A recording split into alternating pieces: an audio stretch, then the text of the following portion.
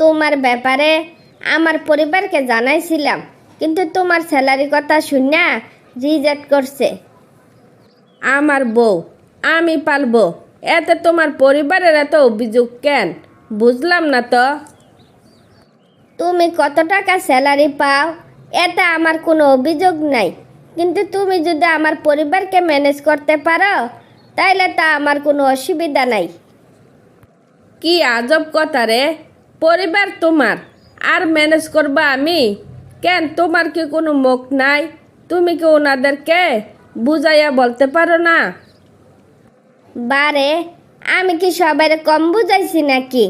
আমি কোনোভাবে কাউরে ম্যানেজ করতে পারি নাই। আমার তাইলে কি করার আছে?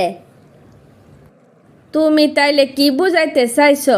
আমি তোমারে ভুলিয়া যাই? আমি তো তোমারে সেই কথা বলি নাই। আমি বুঝাইছি তুমি ভালো মানের একটা চাকরির ব্যবস্থা করো, যাতে সবাই তোমারে মাইনা নেয়। চাকরি কি হাতের মুয়া যে চাইলাম আর পাইলাম? যত সব আধেরা কথা। এবার তুমি কি চাও সেই কথা আমারে সরাসরি বলতে পারো। তুমি এভাবে রাগ করতেছো কেন? পরিবারের উপরে গিয়ে তো আমার কিছু করার নাই, সেটা কি তুমি বুঝো না? ঠিক আছে, আজ থেকে আমি টাকার পিছনে দৌড়াবো। যদি পারো আমার জন্য অপেক্ষা করো। আজকের পর আর কোনো দিন তোমার সাথে দেখাও হবে না, কথাও হবে না। ভালো থেকো, নিজের যত্ন নিও। এর মাঝে যদি আমার বিয়ে হয়ে যায় তখন কি করব? ধরে নিব, এটা আমার দুর্ভাগ্য।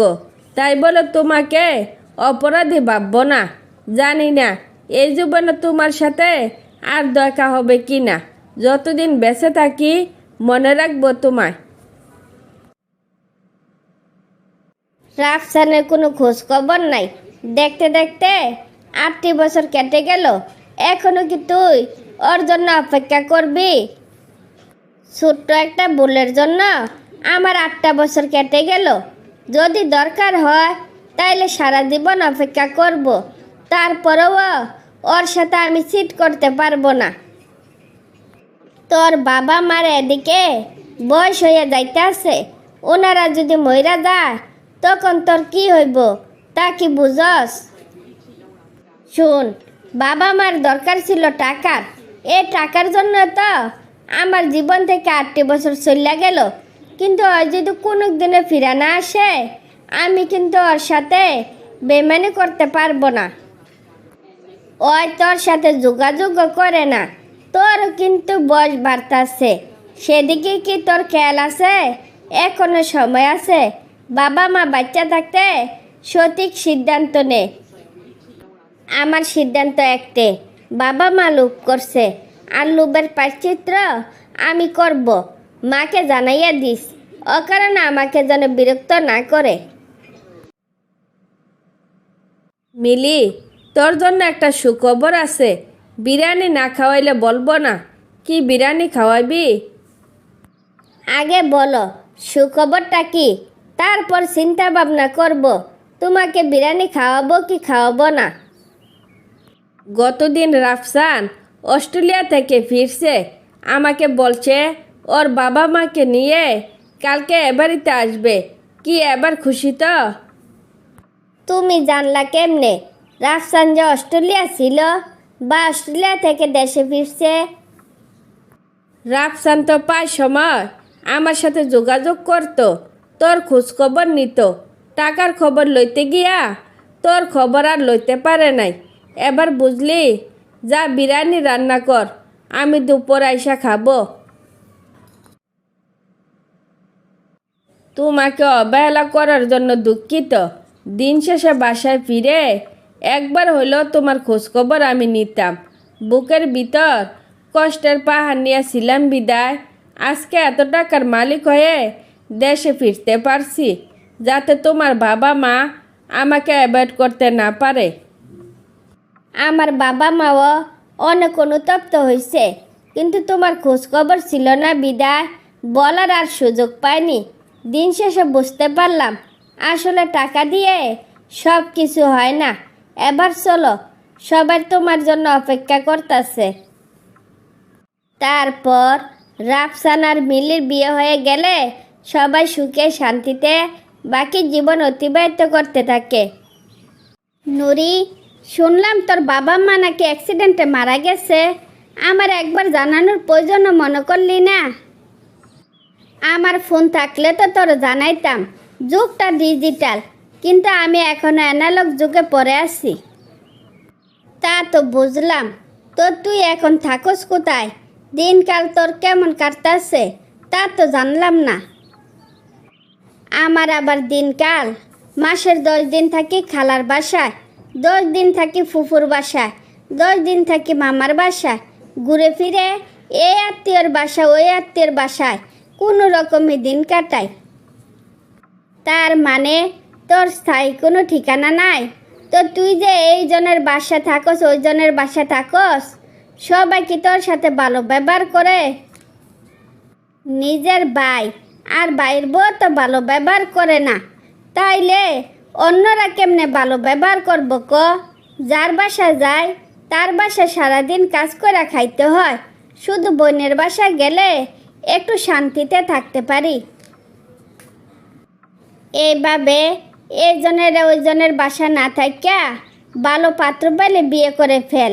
সুখে থাকস আর দুঃখে থাকস, এক জায়গায় থাকাটাই ভালো। যদি জীবনে মনের মতো কাউকে খুঁজে পাই তাইলে হয়তো বিয়ে শাদী করতে পারি। তুই তো ভালো করে জানস আমি কোনো রকমে বেঁচে আছি, তাই তোর দুঃখের দিনে তোর পাশে থাকতে পারলাম না। আসলে আমাদের ভাগ্যটা এমন রে, বাবা মা না থাকলে যে সন্তানদের কি হয় সেটা বলে কাউকে বোঝানো যাবে না। জানি না এই দুর্ভাগ্য জীবন কোনো দিন শেষ হবে কি না। এই যে মহারানী, শুয়ে বসে থাকলে হইব? সংসারে কাজ টাজ করা লাগবো না? ভাবি, আমার শরীরটা খুব খারাপ লাগতাছে। শরীরটা ঠিক হইলে না হয় কাজগুলো করে দিব। এত টাকা পয়সা খরচ করে বিয়া দিলাম, সংসারটা পর্যন্ত ঠিকঠাক মতো করতে পারলা না, তাই সারা জীবন এভাবে তো শোয়াইয়া বসাইয়া খাওয়াইতে পারবো না। শরীর খারাপ বুঝি না, এখানে থাকতে হইলে কাজ করে খাইতে হইব, এটাই আমার শেষ কথা। আচ্ছা নুরি, শুনলাম তোমার নাকি ডিভোর্স হয়ে গেছে।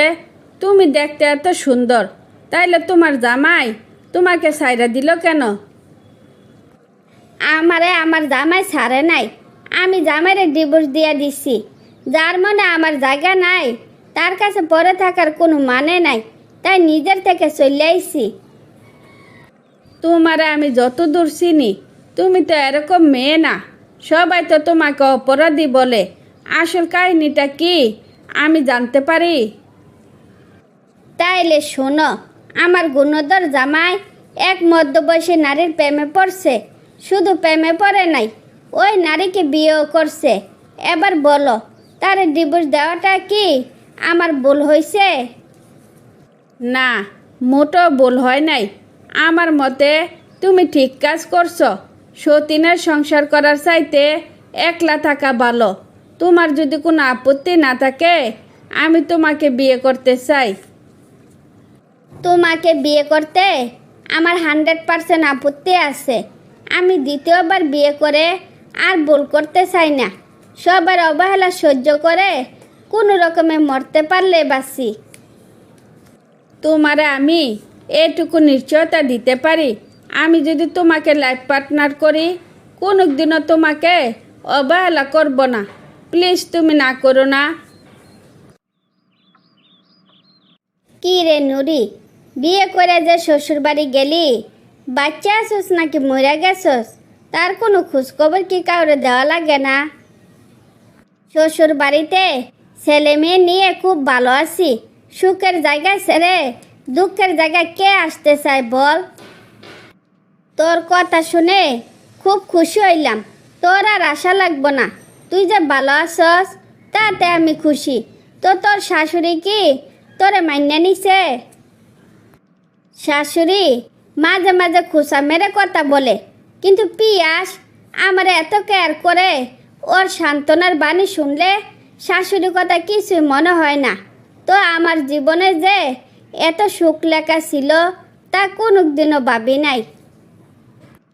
দোয়া করি তোর সুখের জীবন যেন কোনোদিন শেষ না হয়। মাঝে মাঝে আমার আয়সা দেখা যাইস, 2 দিন আমার বাসায় থাকবি, তারপর বাড়ি যাবি। পিয়াসকে বললে আসছি তোর বাড়িতে 1 সপ্তাহ থাকবো, সারাক্ষণ দুইজনে সুখ দুঃখের কথা বলবো। কি এবার খুশি তো?